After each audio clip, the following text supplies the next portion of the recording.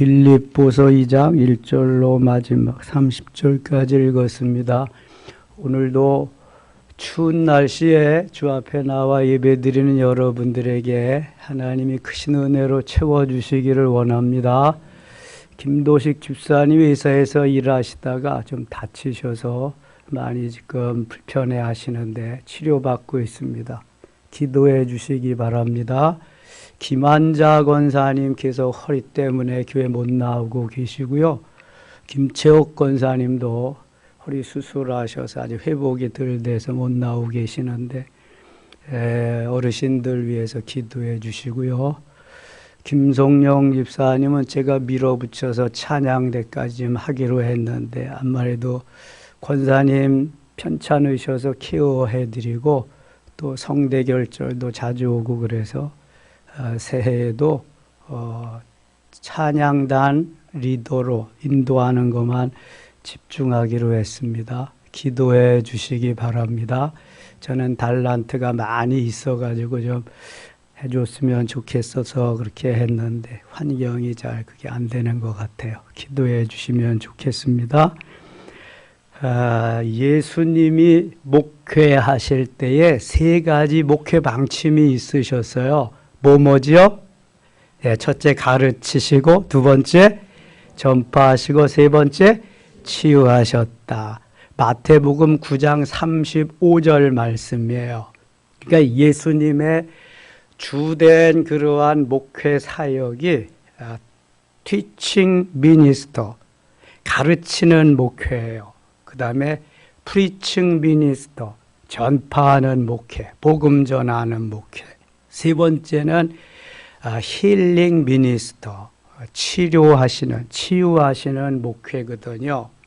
그러니까 교회는 항상 가르치는 자와 배우는 자가 있게 마련이고요.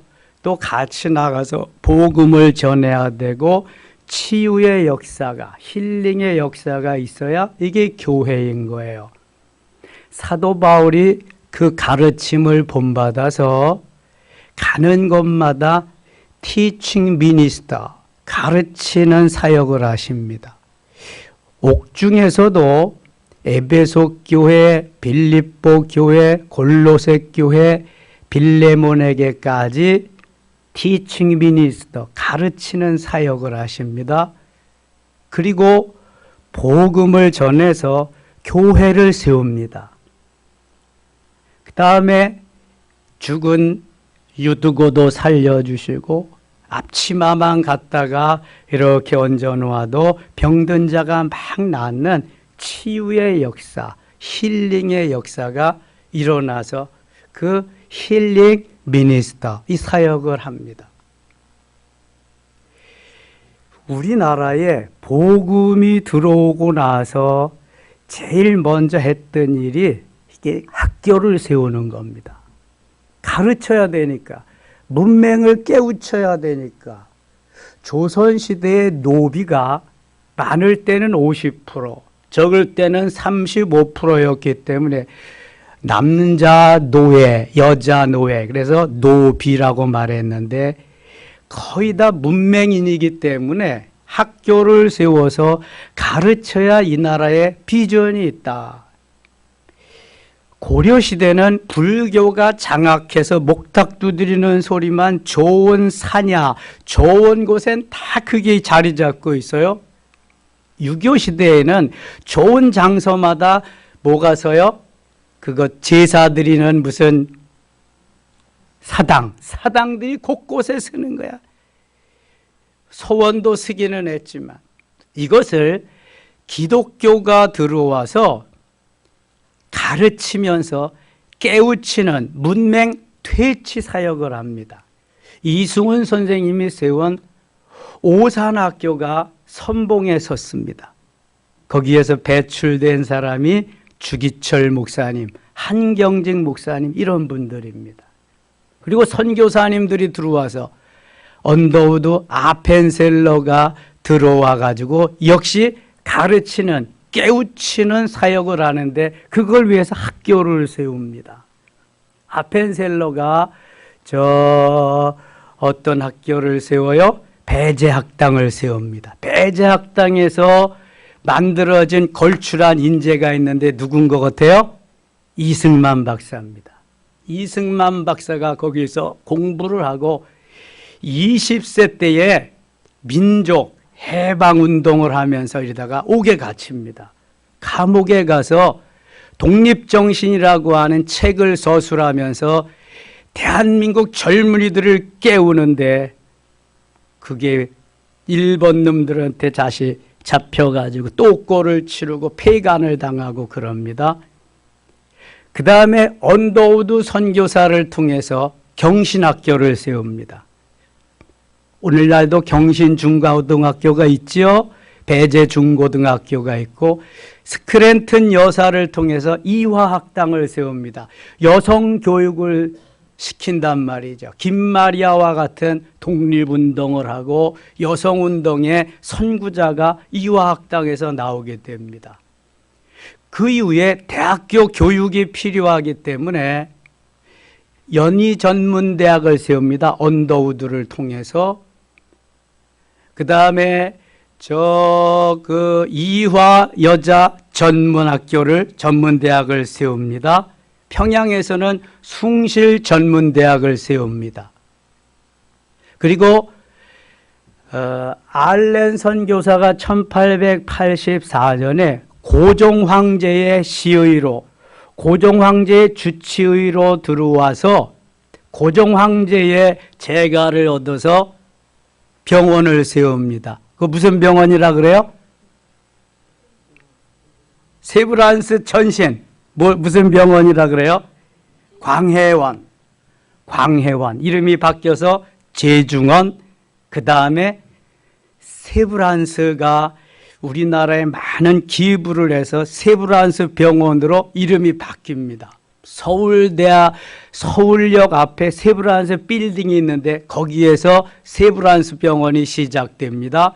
그리고 그 의사들을 길러내야 되니까 거기에서 세브란스 의학 전문대가 시작이 됩니다.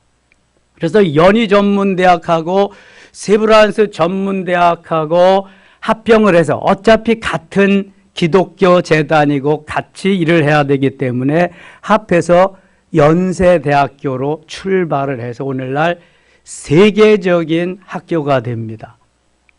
세브란스 병원은 세계 어디 내놓아도 빠지지 않는 유명한 병원입니다. 우리나라의 의료보험, 의학계 그쪽은 어디에 나가도 빠지지 않습니다. 미국에 계신 분들이 너무 의료 수가가 비싸가지고 다 우리나라 와서 치료받는 거 아세요? 장덕인 선교사님 사모님은 지금 5개월 됐는데 아직도 귀국을 못해요. 왜냐하면 폐에서 자꾸 피가 나오기 때문에 곰팡이가 슬고 치료가 안 되기 때문에 아직 못 들어가고 있습니다.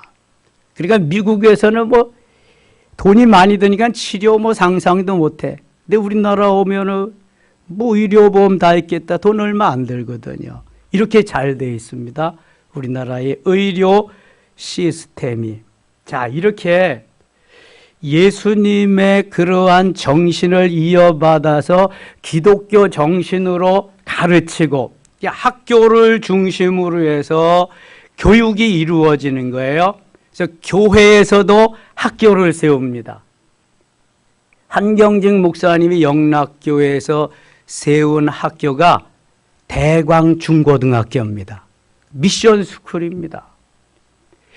영락교회 한경직 목사님은 유치원, 모자원, 고아원, 이 학교 이런 걸 많이 세웠습니다. 이게 지금 보도를 안 내서 그렇지 영락교회에서 한 일이 참 많습니다. 우리 기독교계에서 한 일도 너무너무 많지요. 교육사업, 교육계는 기독교가 거의 다 잡고 하고 있습니다. 자꾸 깎아내려서 그렇죠. 예. 그리고 신천지하고 자꾸 몰아붙여서 우리가 신천지와 동급으로 여겨져서 지금 다 추락해서 이렇게 인지도가 떨어져서 그렇죠. 정말 초대교회는 우리 성도들이 0.6%밖에 안 됐는데도 다 앞장서서 이끌어갔습니다. 3.1운동의 33인 중에서 16명이 대부분 목사님, 장로님들입니다. 기독교의 영향력이 엄청났죠. 이렇게 되기까지 대한민국의 교회의 부흥을 이끈 것이 바로 기도운동입니다. 기도운동. 얼마나 기도운동을 열심히 했냐 하면요, 죽어도 교회가 난로를 피지 못해도 그냥 호호 불면서 와서 새벽 기도를 하고, 어떤 권사님은 눈 속에서 교회 문이 안 열릴 때에 가만히를 쓰고 뭡니까? 기도를 하고. 우리 어렸을 때 다 그랬어요. 이렇게 좋은 시스템, 좋은 난방시설이 없습니다. 아주 열악한 곳에서 기도. 그 다음에 산기도. 여러분 저녁 때만 돼서 저 평창동 삼각산 입구에 가보세요. 여기저기에서 주여 주여를 부르면서 기도 소리가 그냥 뭐 왕창 막 울려 퍼지고 그럽니다. 도봉산에 가봐도 그렇고. 새벽 기도, 산 기도. 또 하나, 시간만 있으면 어디 간다? 기도원 갑니다. 여러분 7, 80년대 대한민국의 기도원은 세계 어디에도 그렇게 없어요. 산마다 기도원이면 산마다. 수련회가 기도원 가서 은혜 받는 거예요. 그냥 휴가가 기도원 가서 은혜 받는 거예요. 요즘같이 뭐 바캉스, 호캉스 이런 게 어디 있습니까? 다 기도원에 몰려가서 은혜 받는 거예요. 그것도 어디 뭐 밥을 팔아요? 다 쌀도 지고 가고 반찬도 가고 솥단지도 지고 가고. 제가 그거 다 경험했거든요. 그래서 은혜 받고, 야 한월산에 가면 이천성 목사님, 다리 저는 상위군인 목사님, 이천성 목사님, 거기 가면 강아지도 방언받는 데더라. 거기도 가보자. 잣나무 숲에 가서. 야 이게 뭐, 이게 7, 80년대 대한민국 교회입니다. 엄청난 역사를 이루었죠. 1973년 5월 30일 무슨 일이 일어났는지 아세요? 기독교의 획기적인 역사적인 날입니다. 1907년도가 평양 대부흥 사건이라고 한다면 1973년도는 대한민국 사람들이 엄청나게 여의도 광장에 모여서 주여를 부르며 은혜를 받고 10,000명 이상 막 결진자가 나오는 그러한 역사가 일어났습니다. 그때 연인연 300만이 모였다 그래. 마지막 날은 110만이 모이고요. 제가 그때 군대 가기 얼마 전이거든요. 가봤어요. 무슨 집회일까요? 빌리그레암 집회입니다. 빌리그레암 목사님 와서 집회하는데 김장한 목사님이 짱짱한 그러한 그 말로 다 통역을 하고 그러는데 수많은 사람들이 은혜를 받고요. 대한민국의 전기를. 그때 빌리그레암 목사님이 오셔서 제일 먼저 박정희 대통령을 예방하고 이렇게 성경을 선물로 드립니다. 예수 믿으시고 대한민국이 복음으로 하나 되고 잘 될 수 있도록. 박정희 대통령이 예수 잘 믿었으면 총 안 맞았을 텐데 그냥 성경책 선물로 받고 끝내버렸으니까 말았죠. 그 후로 1974년에 엑스폴로 74가 또 빌리그레암 목사님 와서 2차로 했는데 그때 저는 군대에 있었습니다.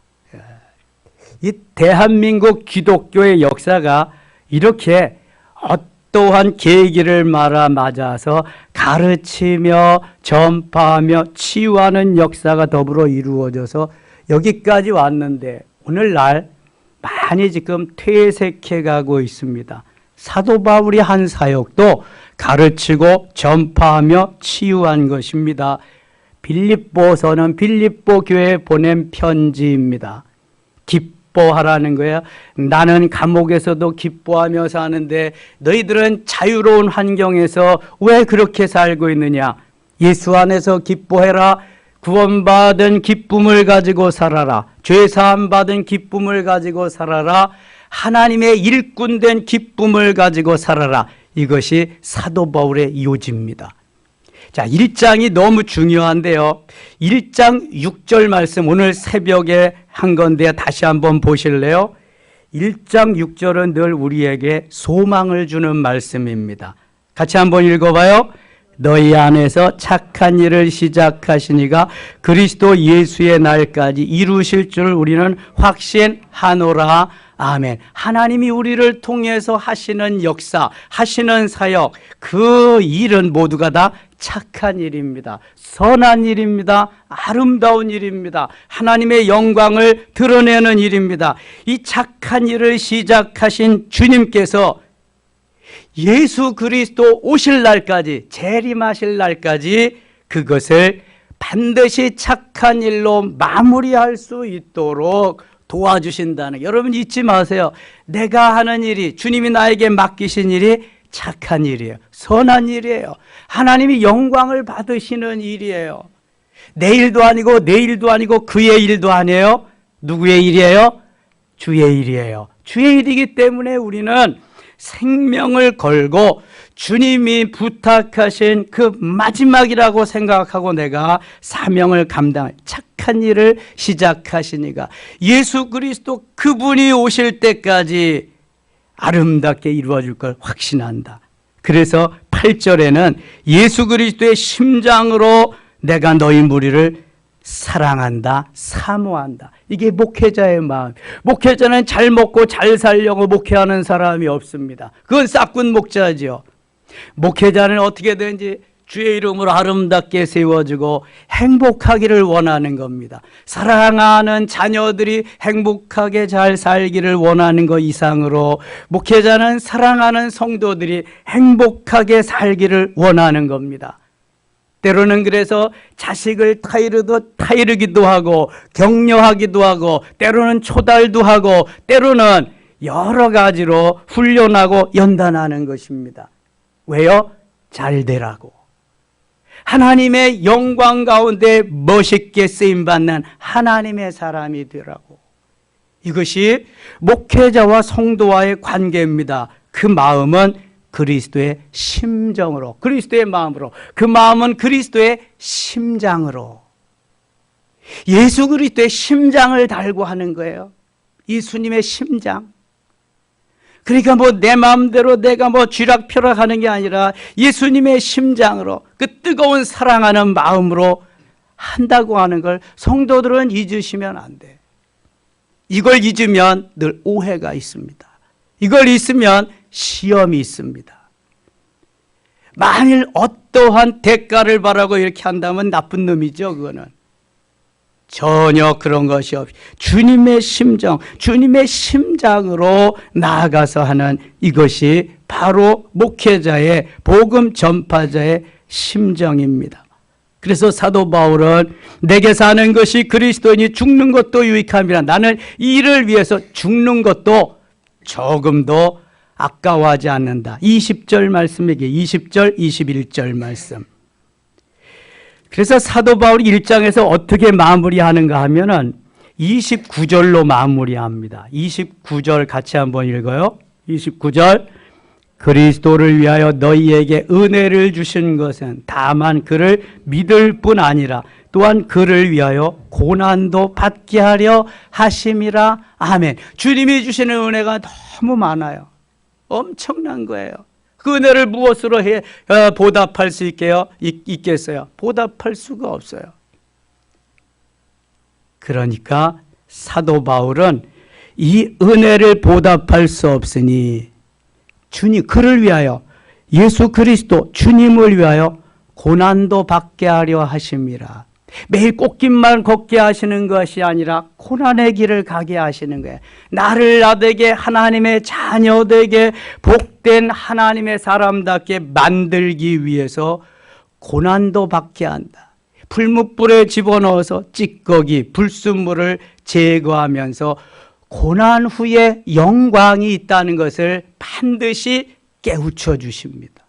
십자가의 길은요, 너무 힘든 길이에요. 고난의 길이에요. 아픔의 길이에요. 희생의 길이에요.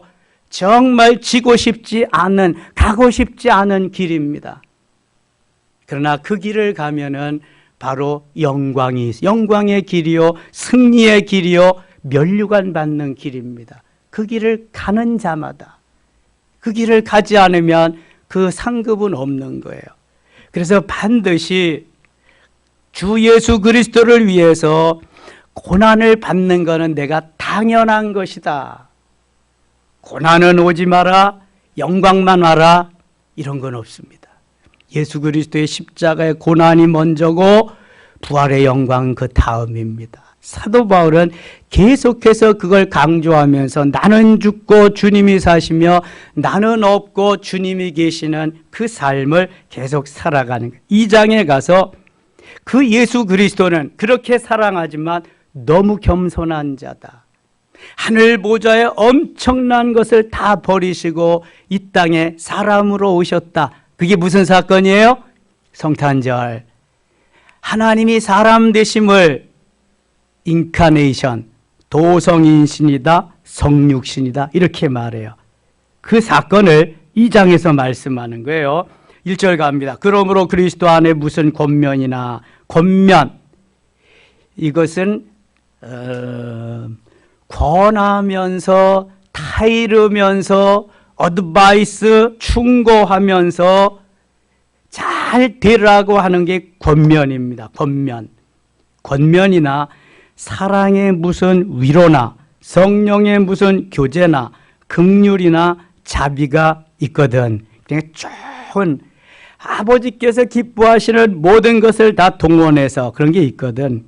마음을 같이하여 같은 사랑을 가지고 뜻을 합하며 한 마음을 품어 아무 일에든지 다툼이나 허영으로 하지 말고, 자, 다툼이나 허영으로 하지 말고 무슨 말이에요? 은혜로 하라는 거예요. 주님이 나를 구원해 주시고 주님이 나를 여기까지 인도해 주셨으니 이제는 은혜로 해라. 너는 죽고 주님이 사시게, 나는 없고 주님이 사시게 은혜로 모든 것을 해라. 주의 사랑 받은 거 그렇게 해라. 한 마음을 품고 어떤 무슨 일이든지 다툼이 있지 않게 허영으로 말로만 하거나 내가 했다고 나팔을 불거나 그러지 말고 오직 겸손한 마음으로 각각 자기보다 남을 낮게 여기고, 자, 자기보다 남을 낮게 여기고, 이거 쉽다 쉽지 않다. 자기보다 남을 낮게 여기는 거 쉽다 쉽지 않다. 쉽지 않다. 정답입니다. 왜 교회에서 원망과 불평이 있을까요? 쟤가 나보다 낫다는 거야. 그러니까 내가 더 나은데 왜 목사님은 쟤만 칭찬하냐는 거야. 거기서 원망이, 불평이 있는 거예요.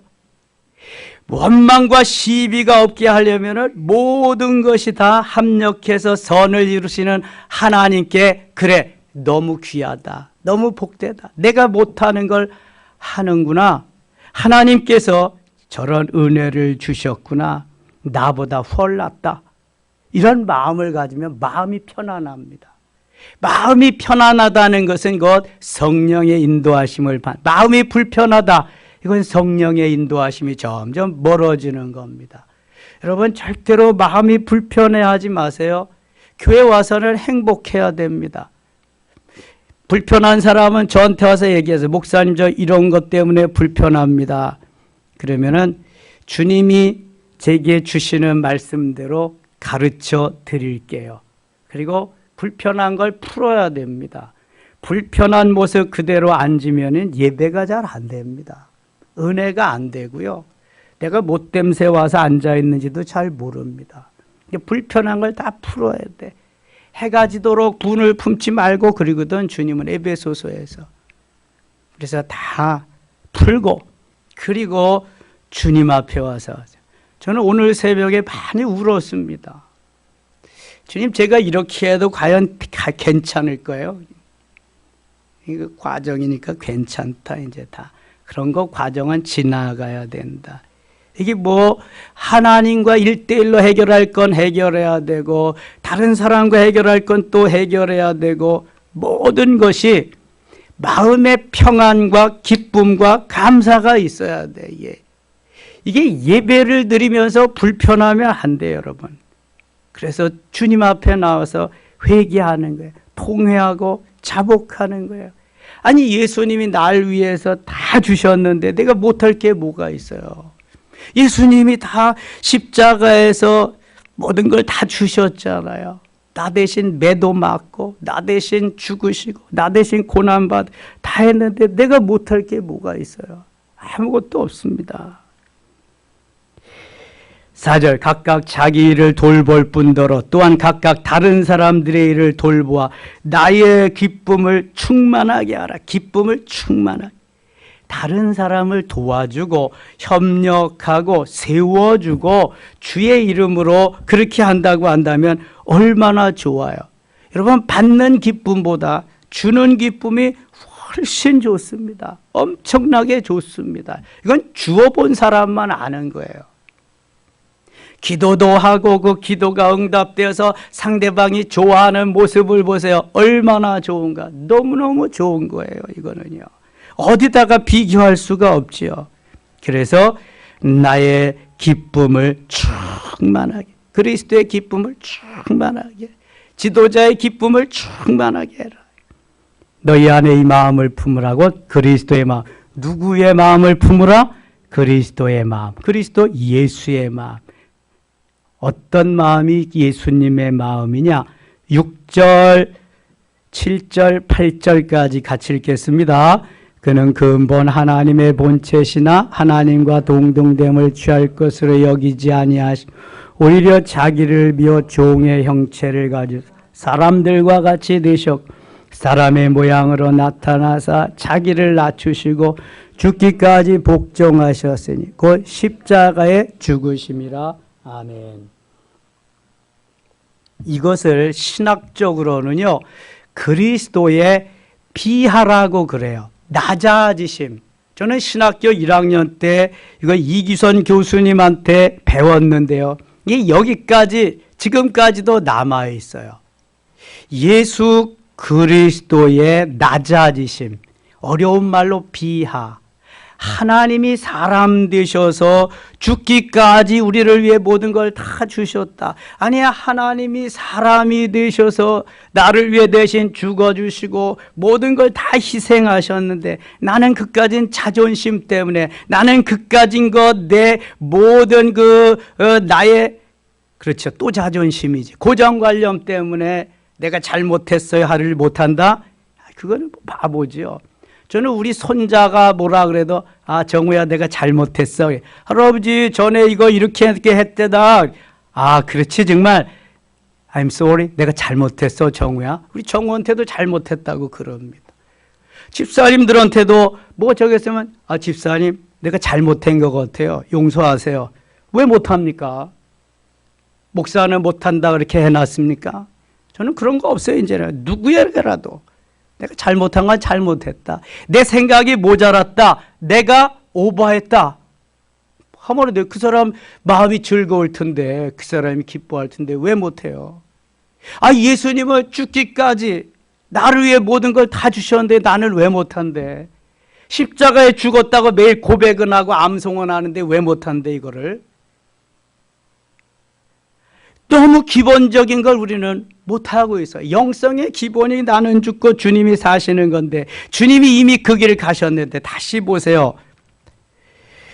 6절 그는 근본 하나님의 본체시나 하나님이라는 거야. 하나님과 동등됨을 취할 것으로 여기지 아니하시고 하나님의 자리 포기하시고 오히려 자기를 비워 종의 형체를 가지사 사람들과 같이 되셨고 이것이 요한복음 1장 14절이에요. 말씀이 육신이 되어 우리 가운데 거하심에 사람의 형체로 오신 거예요. 성탄절이죠.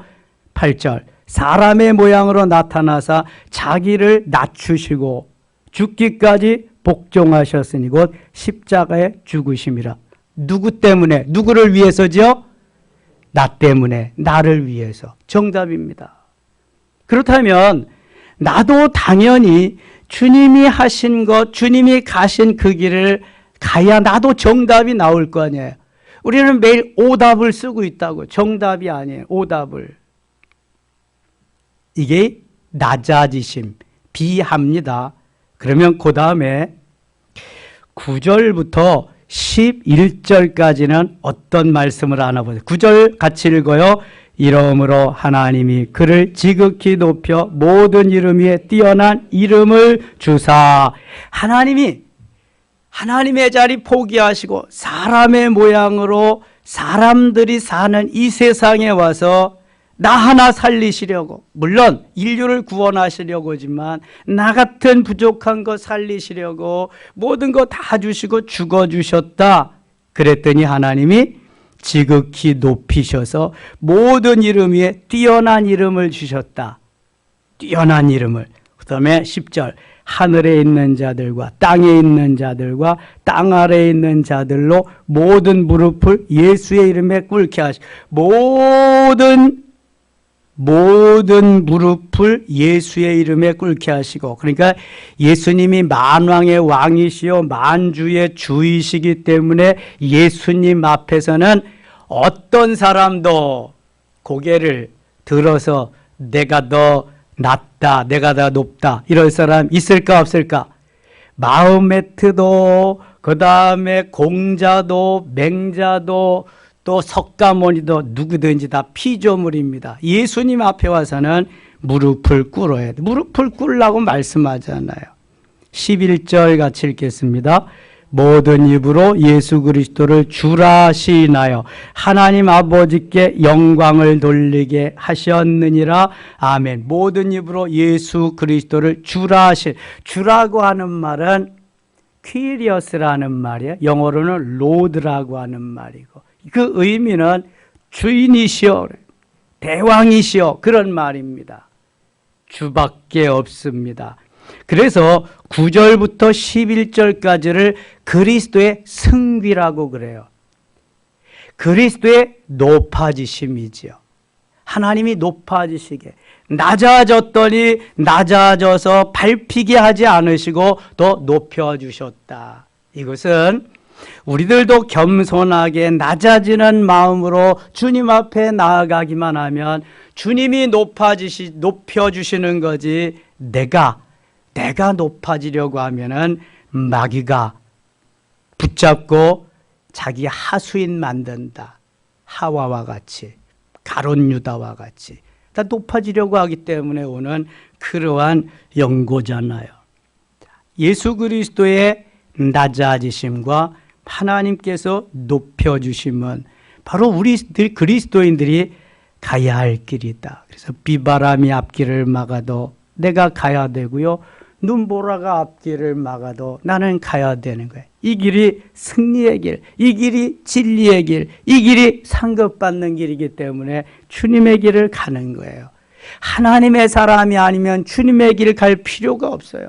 세상 사람들한테 이런 얘기 아무리 해도 들려오지도 않습니다. 그 사람들은 잘 먹고 잘 사는 게 로망이요. 그러나 우리는 잘 먹고 잘 사는 게 로망이 아니라 주님 뜻대로 주님 가신 길 나도 따라가면서 주님이 원하시는 삶을 사는 게 우리의 로망이요. 이게 그리스도인의 가지는 바른 정신입니다. 믿음이고요.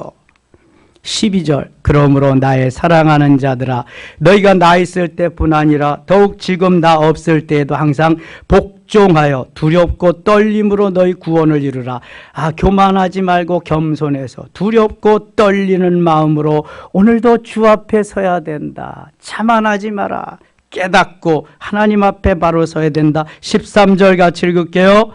너희 안에서 행하시는 이는 하나님이시니 자기의 기쁘신 뜻을 위하여 너희에게 소원을 두고 행하게 하시나니. 아멘. 이것은 1장 6절 말씀과 너무 비스무리한 말입니다. 1장 6절 다시 한번 보세요. 1장 6절 너희 안에서 착한 일을 시작하신 이가 그리스도 예수의 날까지 이루실 줄 우리가 확신하노라. 착한 일을 내 안에서 시작하신 이가 예수 그리스도입니다. 다시 13절 봅니다. 너희 안에서 행하시는 일, 착한 일을 행하시는 그 주님이 하나님이시다. 자기의 기쁘신 뜻을 위하여 너희에게 소원을 두고 행하게 하시나니. 비전을 가지고 소원을 두고 행하면 주님이 착한 일을 행하시니가 아름답게 이루시리라. 요셉의 비전을 이루신 하나님이 아름답게 이루시리라. 에스더의 비전을 이루신 하나님, 모르드게의 비전을 이루게 하신 하나님, 다니엘의 비전을 이루게 하신 하나님, 소원을 두고 행하면 반드시 이루시리라. 여러분, 꿈이 없는 사람은 멸망한다 그랬습니다. 꿈을 가져야 돼. 비전을 가져야 돼. 안나 선지와 같이, 저 시므온과 같이 내가 주의 전에서 예수 그리스도의 오심을 기다리며 기도하면 언젠가는 아기 예수님을 만나리라. 정말 만났잖아요. 누가복음 2장에 제일 먼저 만납니다. 안나 선지는 과부된 지 84년 동안 기다리면서, 아기 예수님을 기다리면서 제일 먼저 만나잖아요. 이제 우리들도 초림하시는 예수님이 아닌 재림하시는 예수님을 기도하면서, 기대하면서 비전을 가지고 죄전에서 기도하며 준비한다고 한다면 반드시 만나게 될 줄 믿습니다. 소원을 두고 비전을 가지고 행해야 돼요. 여러분, 연세가 드셨어도 비전은 놓으면 안 돼요. 도전을 놓으면 안 돼요. 특별히 젊은이들은 도전을 놓으면 안 됩니다. 비전을 놓고 도전을 놓으면요 팍팍 늙어갑니다. 삶의 의욕이 없거든요. 뭐 때문에 살아? 삶의 의욕이 없는 거예요. 그러니까 해가 지날수록 비전을 가지고, 해가 지날수록 더 한 살 더 먹을수록 도전해야 됩니다. 여러분, 제가 왜 비가 오나 눈이 오나 주일날만 빼면은 다 그 등산복, 등산화 신고 완전 무장하고 가는지 아세요? 오늘은 더 춥잖아요. 그래서 등산복 자켓 속에다 조끼를 하나, 그 콤비로 온 거니까 더 입고 갔어요. 그랬더니 어젠 좀 쓸쓸하더니 오늘은 전혀 안 쓸쓸하고 막 그냥 아무치도 않더라고요. 오늘은 딱 2명 만났어. 2명. 이것은 주님이 말씀하신 걸 이루기 위함도 있지만 나의 건강을 위해서도 그렇고, 나를 관리하기 위해서도 그렇고, 내가 비전을 가지고 또 도전하려면은, 아니 몸도 시원찮은데 뭐 건강도 뭐 다 뭐 이런 콜콜하고 매일 그리는데 어떻게 하나님이 쓰시겠어요? 이거 못 쓰는 거예요, 이거는. 그러니까 이 비전을 위해서 소원을 가지고 오늘도 도전하면서 가는 거예요. 도전. 누가 뭐라 그래도, 나는 누가 뭐라 그래도 새벽은 깨우리라. 누가 뭐라 그래도 나는 새벽 기도 끝나고 운동은 하리라. 직장 출근하는 사람들은 안 되겠지. 그럼 저녁에 퇴근해서 하든지 뭔가 내가 반드시 이루리라고 하는 그러한 비전이 있어야 되고 도전 정신이 있어야 돼. 새해는 내가 맡은 거 어떻게든지 최선을 다해서 하나님이 영광을 받으시도록 해보리라. 내가 새해에는 정말로 주일날은 일찍부터 와서 온종일 도록 주님의 전에서 내가 어떻게든지 영광을 돌리며 멋있게 한번 살아보리라. 내가 모델이 되리라. 어차피 주의 날이잖아. 기왕 오는 것 좀 일찍 오면 안 돼? 와서 딱 돌아보면서, 특별히 교사들은, 찬양대원들은 1시간 일찍 와서 해야 돼. 그거 내게 맡겨주신 게 그건데, 차량 운행하는 분들, 주방 봉사하는 분들, 다른 봉사하는 분들도 다 일찍 와서 다 하는데 해야지. 그거 도전을 하고 비전을 가지고 달려, 소원을 두고 행하는 사람하고 무조건 행하는 사람하고는요 삶의 목적이 달라.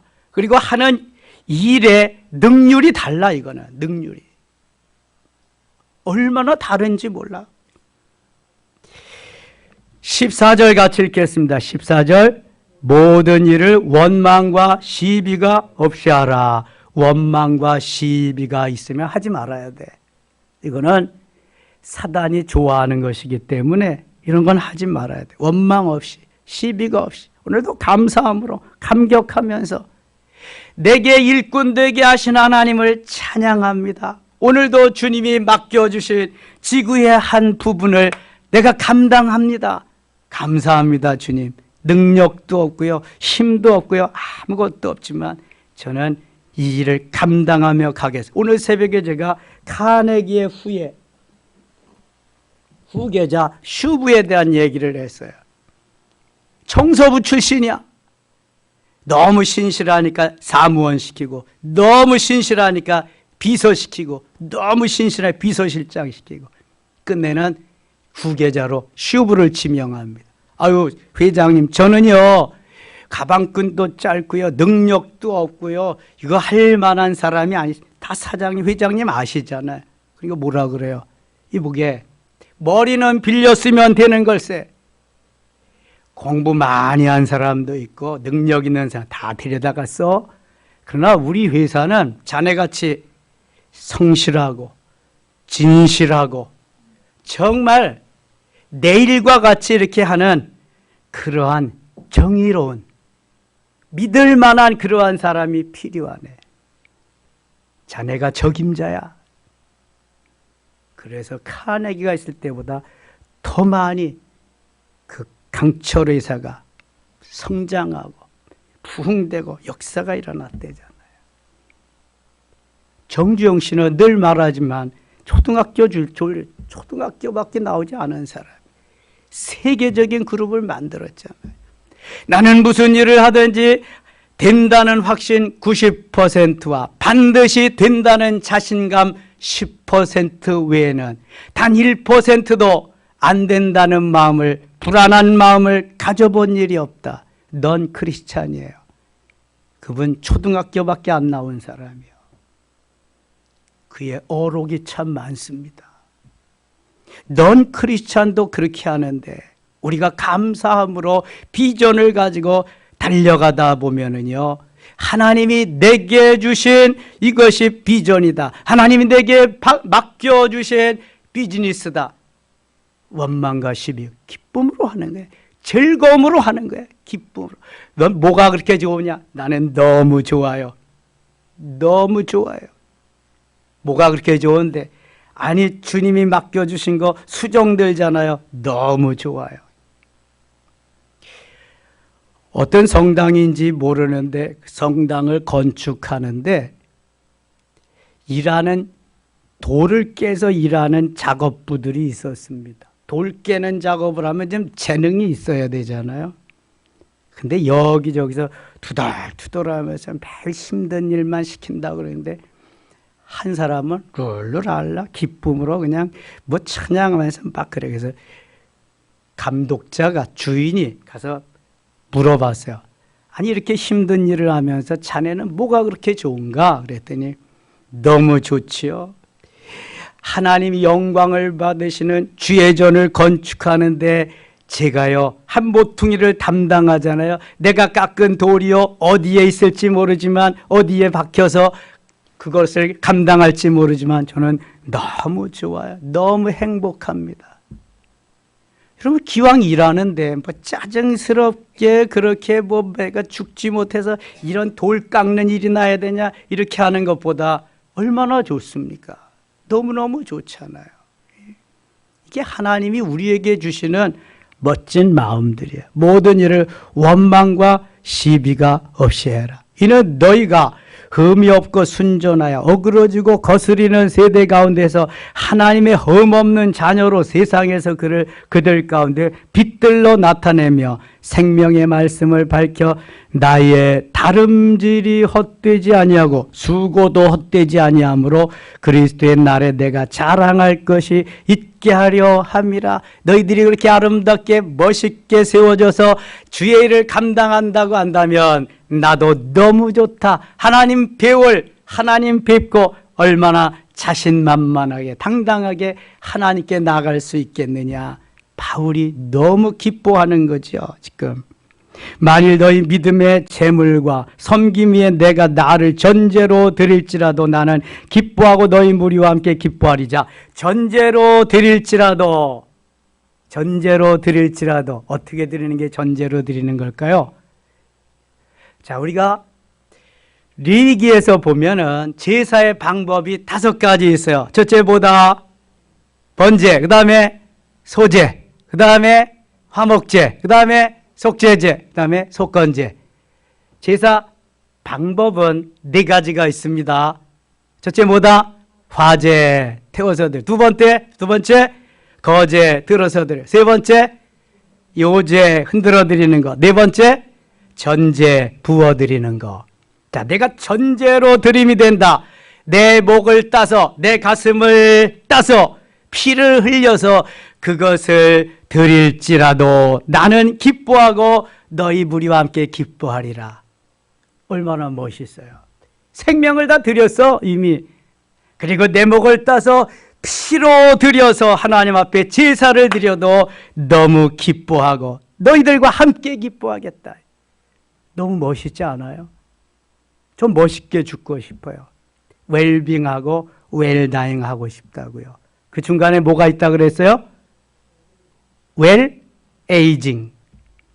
멋있게 늙어가는 거야. 멋있게 나이를 먹는 거야.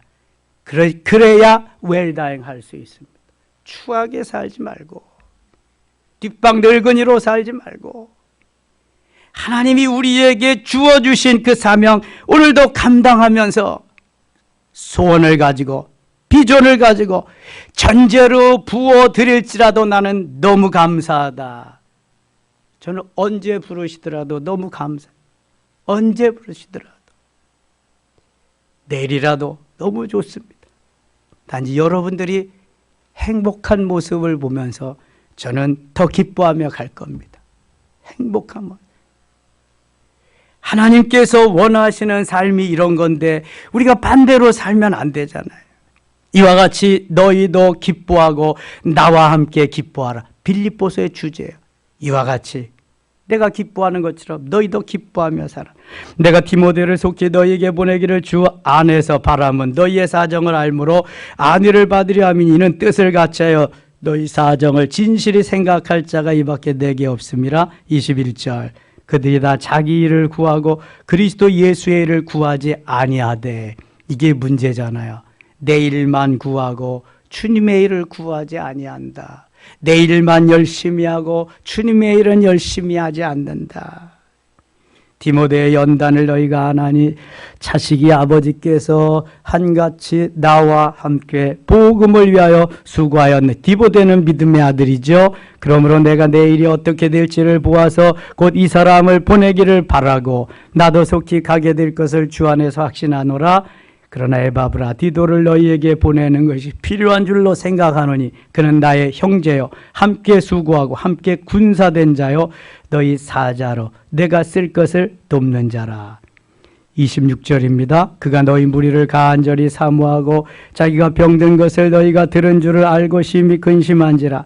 그가 병들어 죽게 되었으나 하나님이 그를 긍휼히 여기셨고 그뿐 아니라 또 나를 긍휼히 여기사 내 근심 위에 근심을 면하게 하셨느니라. 이 긍휼이라는 말은 불쌍히 여기는 건데요. 원어로 보면 라훔이라고 하는 말인데 어머니 자궁이 라훔입니다. 우리 인생이 가장 행복할 때가 나는 느끼지 못하지만 어머니 자궁에 있을 때가 가장 행복하다는 거예요. 하나님이 우리를 불쌍히 여기셔서 긍휼히 여기셔서 나의 불안한 마음 나의 편치 않은 걸 다 잊게 하시고 어머니 자궁 속에 넣어주셔서 불쌍히 긍휼히 여기셔서 그렇게 살게 하시겠다는 게 얼마나 감사한지 몰라요. 자격이 없지만 하나님의 것 만드셔서 이러한 은혜를 주시겠다는. 그래서 평안을 빼앗기면 안 된다. 29절입니다. 29절. 이러므로 너희가 주 안에서 모든 기쁨으로 그를 영접하고 또 이와 같은 자들을 존귀히 여기라. 30절 읽고 마칠게요. 그가 그리스도의 일을 위하여 죽기에 이르러도 자기 목숨을 돌보지 아니한 것은 나를 섬기는 너희의 일에 부족함을 채우려 함이니라. 아멘. 부족함을 다 채워서 만족하게 행복하게 하나님이 기뻐하는 삶의 자리로 나가도록 하기 위해서다. 저는 성경 한 장씩 하게 된 걸 너무너무 감사하게 생각하고 있습니다. 성경을 좀 읽혀보려고 하루에 5장씩 하던 시절이 있었거든요. 그 다음에 5장 하니까 15분 걸려. 한 장에 3분씩 걸리거든요. 그 다음에 석 장씩 했잖아요. 지난 119 전까지. 지금 119 축제 때부터 한 장씩 하는 건데 한 장씩 하니까 얼마나 좋은지 몰라. 이 성경에 여기에 나오는 내용들을 다 우리가 생각할 수, 묵상할 수 있고 좀 더 이제 디테일하게 하려면 너무 긴 것은 좀 잘라서 하루에 절반씩만 하고 그러면 또 더 좋겠다 이러한 마음도 들었어요. 아무튼 빌립보서가 우리에게 주는 것은 기뻐하라는 거예요. 주 안에서 기뻐하라는 거예요. 구원받은 기쁨을 가지라는 거예요. 죄 용서받은 기쁨을 가지라는 거예요. 주의 일하는 기쁨으로 하라는 거예요. 그럼 하나님이 함께 하시고 도와주시고 너희 기쁨이 하나님의 영광을 돌리면서 나를 기쁘게 하고 모두가 기뻐한다. 아멘입니까? 이 저녁에 이러한 은혜를 우리 모두에게 충만히 주시고 금년 일주일밖에 안 남았습니다. 잘 마무리하고 소망의 새 맞으시기를 축원합니다. 오늘도 감사의 예물 드린 손길이 있습니다. 하나님 아버지 은혜를 감사합니다. 기뻐하게 하시고 하나님이여 이제 내 속에 주님으로 인해서 감사와 감격이 넘쳐나게 하소서. 우리에게 소원을 주신 이가 착한 일을 하게 하시니가 이루실 때까지 함께 하시고 주님 오실 때까지 이루게 하심을 믿습니다. 절망하고 낙심하지 말게 하시며 예수 그리스도의 낮아지심 그리고 하나님이 높여주심을 따라서 우리들도 겸손하여 주의 일을 감당하며 새해에는 정말 주님이 기뻐하시는 우리 모두가 되게 하여 주시옵소서. 가르치고 전파하며 치유하는 역사는 주님의 목회 사역이고 역시 제자들의 목회 사역이며 사도 바울의 목회 사역이었습니다. 우리 섬김의 교회도 가르치며 전파하며 치유하는 사역을 계속 이어가게 하여 주시고 주님이 기뻐하는 섬김의 교회, 섬김의 가족들 다 되게 하여 주시옵소서. 오늘 나오지 못한 섬김의 가족들에게도 같은 은혜와 사랑 더해 주시기를 원하옵고 감사의 물들인 손길이 있사오니 여기에 기도 제목 들어주시며 하늘 창고에 쌓여지는 보화되게 하여 주시옵소서. 예수님의 이름으로 기도드리옵나이다. 아멘.